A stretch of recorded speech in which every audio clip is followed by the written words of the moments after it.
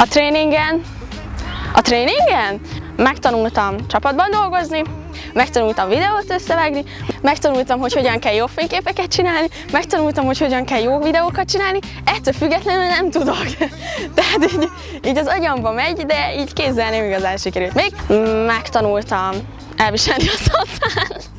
Nem, ez gondozol. Ezen a tréningen alapvetően az volt a jellemző, hogy úgy tanultunk dolgokat, miközben csináltuk. Ez a learning by doing.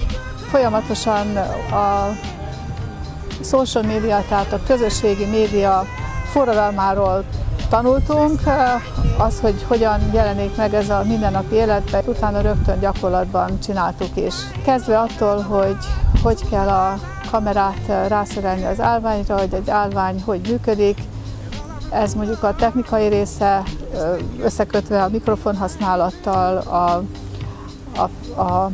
meg azt, hogy hárman kell egyszerre dolgozni, tehát egy rendes felvétel az nem egy egyszemélyes munka, hanem minimum 2, de inkább 3 ember kell hozzá.